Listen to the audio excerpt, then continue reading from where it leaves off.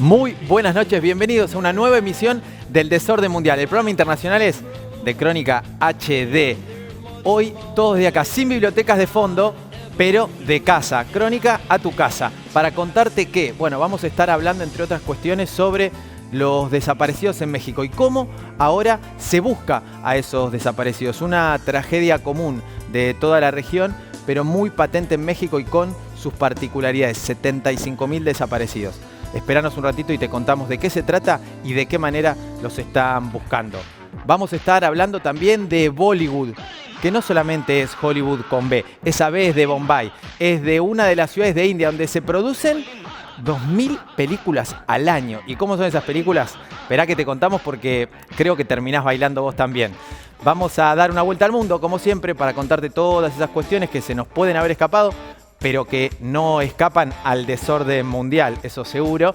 Y vamos a terminar, y por de eso vamos a empezar en realidad, por lo que está pasando en Estados Unidos y Medio Oriente, de una punta a la otra. ¿Por qué? Porque Donald Trump hizo su última carta de cara a las elecciones, ¿sí? El nuevo Medio Oriente que se imagina Trump, ¿traerá paz a la región? ¿Les servirá para la reelección? Acá te lo contamos. Donald Trump y su nuevo Medio Oriente.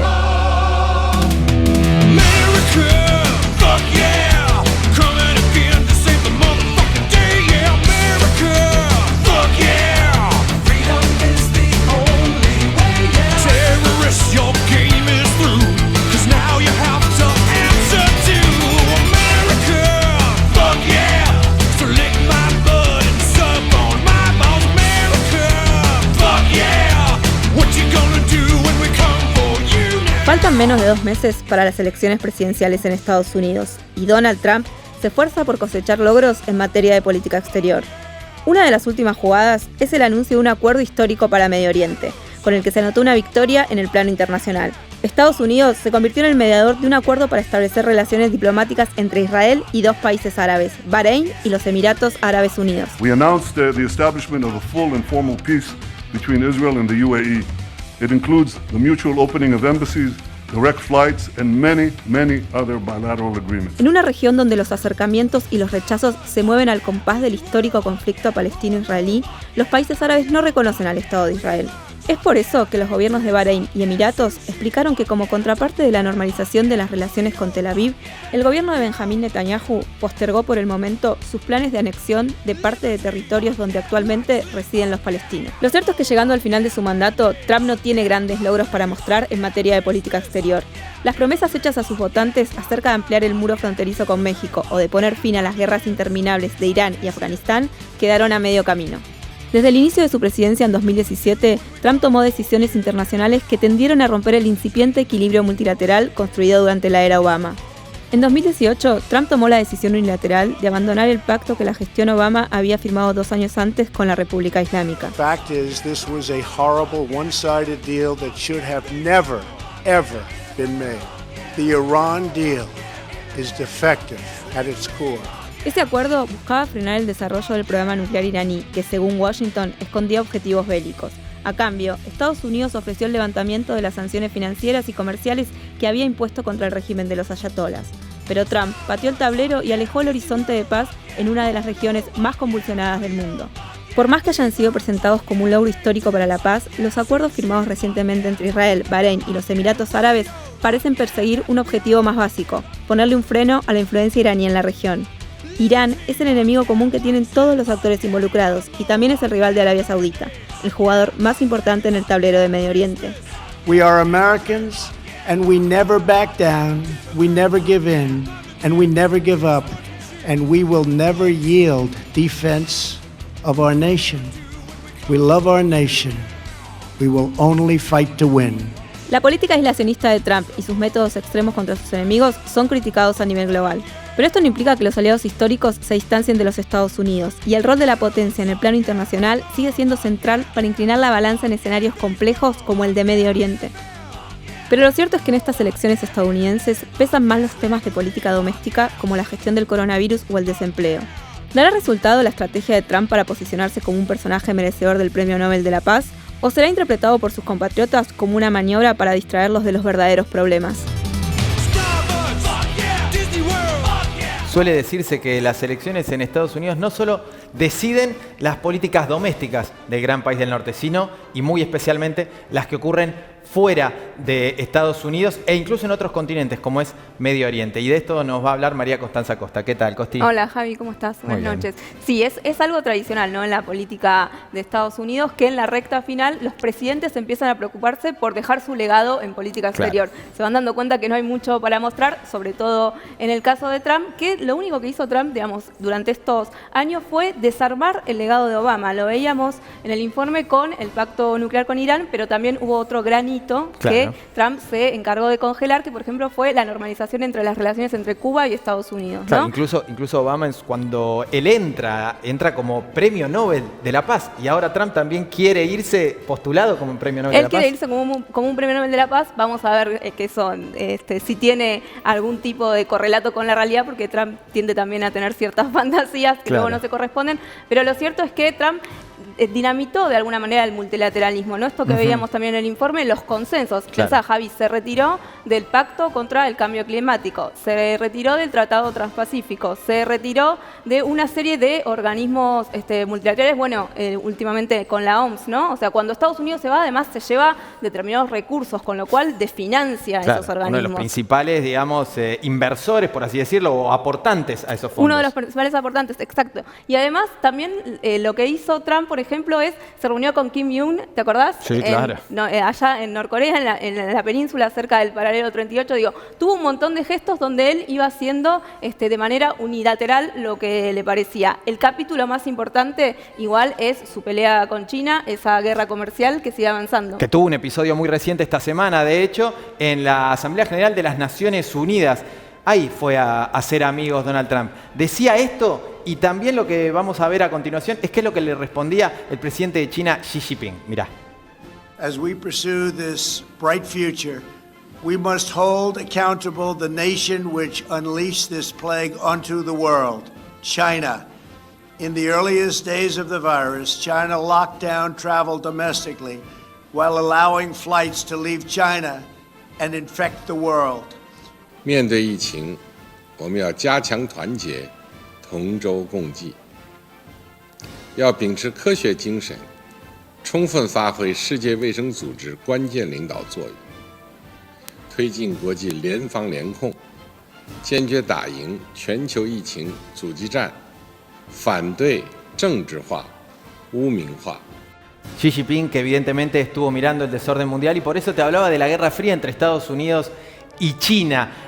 Ahora, la quiere evitar. ¿Será posible a esta altura hacer algo? ¿Y será posible con Donald Trump? Eso vamos a verlo. Quien también seguro nos estuvo viendo, Javi, es Antonio Guterres, el secretario general de Naciones Unidas, que cuando abrió la asamblea pidió a los líderes hacer todo lo posible para evitar una nueva guerra fría. O sea, menos mal que lo pidió al principio de la asamblea. Donald Trump se ve que mucha atención no le prestó. También habló de vacunacionalismo. ¿Vacunacionalismo? ¿Qué es eso? La pelea de los países por conseguir la vacuna, más preocupados por posicionarse a nivel mundial que por encontrar una solución, ¿no? Dijo, estamos avanzando en una dirección muy peligrosa. O sea, toda la asamblea estuvo teñida de esta cuestión, de esta tensión entre China y Estados Unidos. Lo cierto es que Xi Jinping pidió, por ejemplo, no politizar este tema de la vacuna. Esta paradoja que vivimos en este tiempo, ¿no, Javi? Sí, sí, discursos que suenan muy de acá también, ¿no? Muy de acá también, pero además el líder del mundo libre, como se dicen los presidentes de los Estados Unidos, defendiendo el proteccionismo, y un gobierno autoritario como el de China, o criticado por autoritario como el de China, pidiendo que haya consenso, que haya multilateralismo. O sea, se invirtieron todos los roles, Se invirtieron los roles, pero ya que estamos hablando de roles de todo el mundo, te invito, Costia, a que me acompañes a ver qué pasó en el resto de los países. ¿Te parece? Dale. A ver, José, acompáñame. Vamos a ver no solamente lo que anduvo pasando en las Naciones Unidas, sino en algunos otros países. Acompáñame y demos una vuelta al mundo.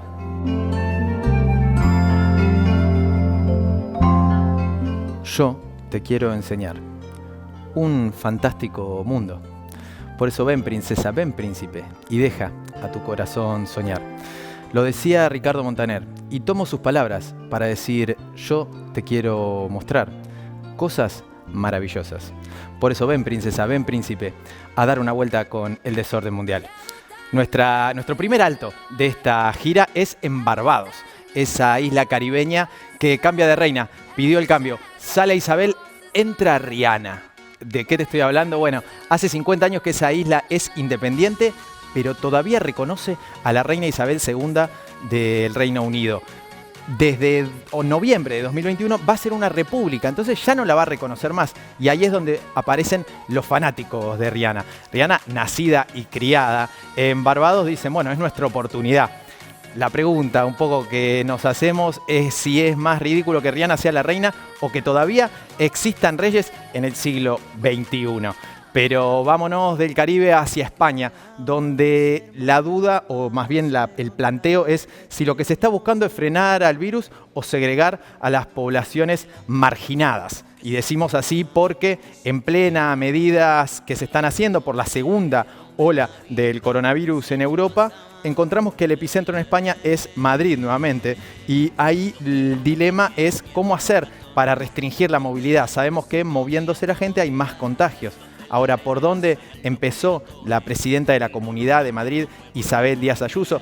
La presidenta de la comunidad es como si fuera una gobernadora de esa comunidad. Bueno, por cerrar 6 distritos de Madrid donde vive el 13% de su población, en su gran mayoría inmigrantes. Y ahí es donde lo que dicen Pablo Iglesias de Podemos es, por ejemplo, acá lo que se está haciendo es criminalizando la pobreza. Cuestiones que seguramente nos suenan de estas zonas también. Volvemos ahora a América para irnos a Nueva York. Estuvimos ya en Nueva York porque te hablamos y te vamos a hablar ahora también de la Asamblea General de Naciones Unidas. Lo decimos así por la plataforma virtual en la que se hizo. Justamente se celebraba el 75 aniversario de las Naciones Unidas y todos los mensajes, como los que te mostramos antes, fueron grabados. Ahora, había política y había un poquitito de lo que podía haber sido una de esas visitas de los visitadores médicos. ¿Por qué te lo digo? Porque entre otras personas estuvo Vladimir Putin ofreciendo sus vacunas y diciendo que todos los trabajadores de la ONU la iban a poder tener gratuitamente. Brasil también le habló a los suyos en ese mensaje y dijo que estaba siendo víctima de una campaña de desinformación sobre lo que estaba pasando en la Amazonia. ¿Y por qué lo habrá dicho? Nos preguntamos por el desorden mundial, que justo te lo contábamos hace poco. Si es así, te decimos, Jair, que no hay nada de desinformación en todo esto, es ciencia. Pero también estuvo Colombia y ahí Iván Duque dijo hay que apuntar contra Maduro y por favor la comunidad internacional tiene que acompañarnos en estas próximas elecciones que se quieren realizar ahí. Un poquito de todo. Volvemos ahora hacia el otro lado del continente, nos vamos a África y nos vamos a Egipto, donde encontraron 27 sarcófagos que tienen alrededor de 2.500 años. Meses más, meses menos. ¿Dónde fue que lo encontraron? En Saqqara, cerca de El Cairo. Toda esa zona formaba parte de la necrópolis de Memphis, la ciudad de los muertos, ¿sí? Y era capital del antiguo Egipto. Estaban enterrados a 11 metros de profundidad, intactos, pintados, nunca abiertos, ¿sí? Es el mayor hallazgo hasta el momento. Ahora, si nunca estuvieron abiertos, si sabemos que hay algo así como las 10 plagas de Egipto, dejémoslos cerraditos, creo que ya tenemos bastante. Bueno, esto fue la vuelta al mundo y ahora tenemos que ponernos serios nuevamente para hablar de una tragedia regional, para hablar de los 75.000 desaparecidos mexicanos y cómo ahora se los empieza a buscar después de mucho reclamo de sus familiares. Ahí te contamos.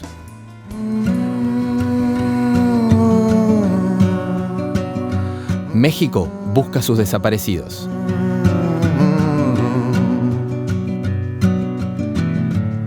It's a mystery to me. We have agreed with which we have agreed. And you think you have to want more than you need. Until you have it all, you won't be free. Por primera vez en su violenta historia reciente, México tiene la chance de convertir a la búsqueda de desaparecidos en una política de Estado. Andrés Manuel López Obrador asumió la presidencia con la promesa de encontrar e identificar los restos de miles de víctimas del narcotráfico, los paramilitares y la trata de personas. A casi 2 años de su llegada al poder, las familias de los desaparecidos se reparten entre la esperanza por el nuevo clima político y la desconfianza en un Estado que las ignoró durante décadas. Según datos oficiales, en México hay 75.000 desaparecidos por las redes criminales. La mayor cantidad de víctimas se registró durante la llamada Guerra contra las Drogas, llevada a cabo por las presidencias de Felipe Calderón y Enrique Peña Nieto entre 2006 y 2018. Siguiendo la línea promovida por Estados Unidos, principal cliente de las drogas producidas en México, ambos gobiernos intentaron combatir a la violencia del narco con la violencia de las Fuerzas Armadas. Pero la estrategia fue un fracaso total. No solo el Estado perdió la guerra, sino que México atravesó la etapa más sangrienta de su historia. Uno de los sellos distintivos de esa década perdida fue el ocultamiento de cuerpos a través de entierros ilegales. En las zonas controladas por las redes criminales quedaron miles de fosas clandestinas con restos de víctimas. Las fosas revelan el nivel de penetración del crimen organizado. Se necesita mucha impunidad para cavar pozos enormes y llenarlos de cadáveres en territorios habitados y a la vista de pobladores y fuerzas de seguridad. Cuando asumió la presidencia en 2018, López Obrador prometió un cambio de paradigma y dijo que el Estado nunca volvería a usar la fuerza para resolver problemas sociales. Su gobierno lanzó un programa nacional de búsqueda e identificación de desaparecidos para dar respuesta al reclamo histórico de los familiares. El desafío es gigante. Además de las fosas clandestinas, en México hay 30.000 cadáveres sin identificar en las morgues judiciales. Para dar vuelta a la historia, el gobierno mexicano se está asesorando con los mejores buscadores de desaparecidos del mundo, el equipo argentino de antropología forense. Esta organización, que desarrolló una técnica especial para conocer la verdad sobre los desaparecidos de la última dictadura militar en nuestro país, ha logrado reconocimiento internacional por su colaboración en decenas de países que vivieron situaciones de violencia social traumática. Basta con mencionar lo ocurrido en El Salvador, Zimbabue o la ex Yugoslavia, entre otros. Pero la búsqueda de desaparecidos mexicanos es diferente a la que se realizó acá. En México, la espiral de violencia continúa hasta el día de hoy. Por eso, una de las prioridades de los forenses argentinos fue desarrollar un protocolo nacional para que las fiscalías completen un registro común de fosas y restos. De esta manera se garantizarán, al menos, estadísticas confiables sobre las desapariciones. El protocolo se aprobó el mes pasado, pero las fiscalías se abstuvieron de participar en el debate. Eso generó desconfianza en los colectivos de familiares que denuncian el boicot de algunos sectores del Estado a quienes acusan de ocultar la complicidad de funcionarios públicos y fuerzas de seguridad con las redes criminales. Pese a todo, López Obrador parece dispuesto a avanzar.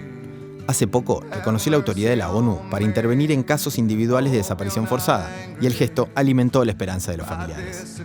En los últimos meses, sin embargo, la pandemia dejó en pausa todos los trabajos de búsqueda de fosas clandestinas. La única certeza es que cuando la crisis por el coronavirus haya pasado, las víctimas de desaparición forzada seguirán esperando que haya justicia.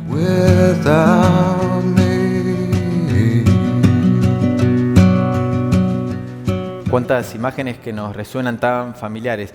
Qué tragedia común y también cómo vemos a los familiares de nuevo poniéndose al frente de la búsqueda y a un Estado responsable que dice ahora empezar a dar respuestas. ¿Qué es lo que puede esperarse con todo esto, Sonia?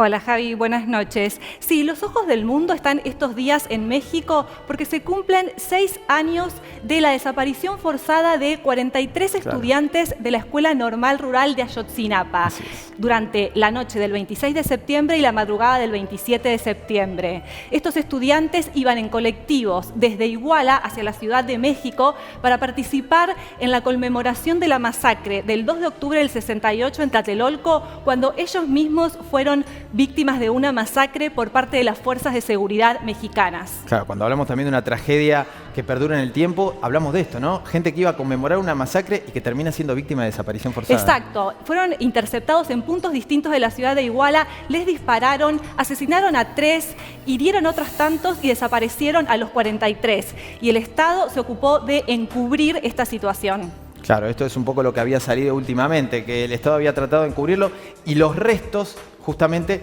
contaron y hablan hoy y cuentan o están tratando de develar qué es lo que realmente pasó con ellos. Exacto. Y como vamos a ver en la placa, Javi, según un informe de la Comisión Nacional de Búsqueda de Personas, solamente en el periodo que va desde el 1 de diciembre de 2018 al 30 de junio de 2020, se encontraron 1.143 fosas clandestinas, se desenterraron, se exhumaron 1.682 cuerpos, se identificaron 712 y 431 fueron entregados a sus familiares. Los números abruman, pero a la vez comparado con los 75.000 desaparecidos y las familias, muchísimos más, que buscan a sus familiares, parece poco, ¿no?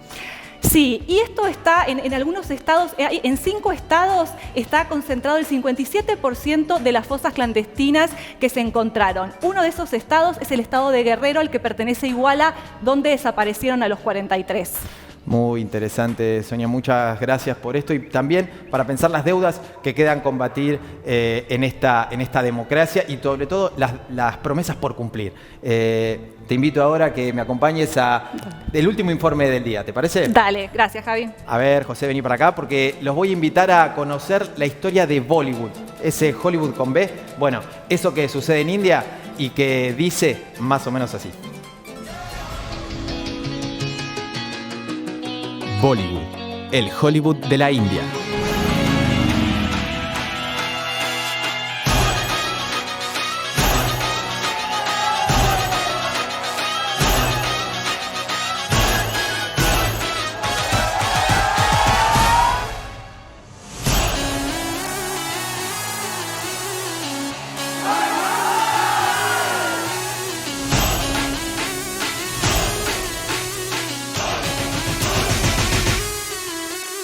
Cuando escuchás hablar de la India, seguramente pensás en vacas sagradas, encantadores de serpientes, maestros de yoga, comida picante o el pacifista Mahatma Gandhi.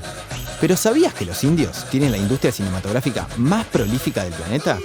¿Sabías que tienen su propio Hollywood?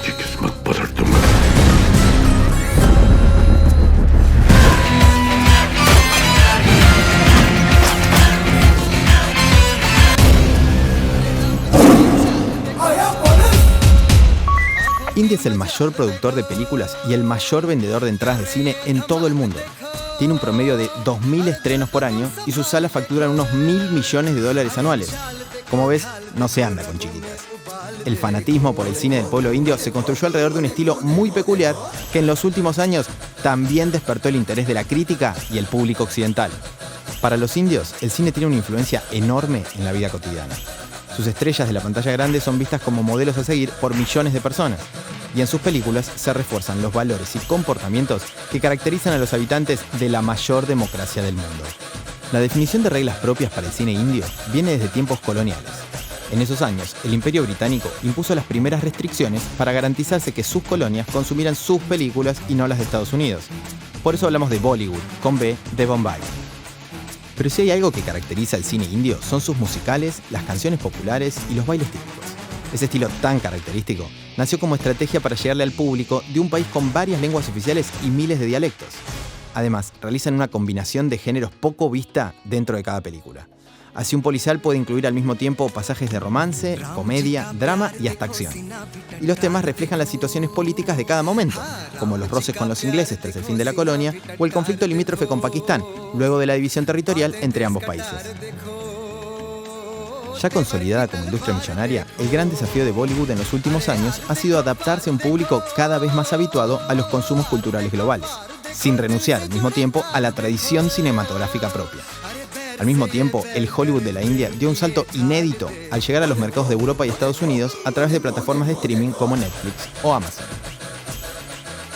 Ahora, esas plataformas extranjeras también quieren desembarcar en la India, donde las espera un mercado de 1.300 millones de personas, una industria cinematográfica monstruosa y, por si fuera poco, salas de cine cerradas hasta nuevo aviso por la pandemia.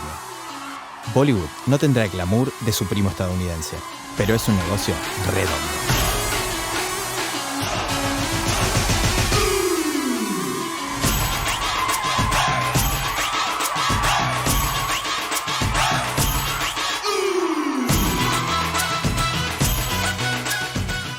¿Estabas esperando la coreo?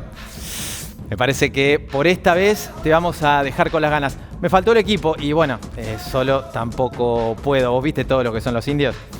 Bueno, eso que acabamos de ver es Bollywood, demasiado popular para formar parte de Palermo, pero algo que seguramente vayas a estar mirando en los próximos días, porque como te decíamos, esta relación con las plataformas recién está empezando. 1.300 millones de personas no pueden estar equivocadas y seguramente aquí en Argentina también consumiremos parte de lo que se hace en India y se exporta para todos lados.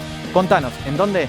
En nuestras redes sociales, si te gustó o no te gustó este programa, qué te gustaría que hablemos la semana que viene, por dónde crees que puede acomodarse este desorden mundial. Como siempre te decimos, esto que llegó hasta acá fue el desorden mundial, acá en Crónica HD. Si te ayudamos a entender las cosas un poco más, entonces vamos bien.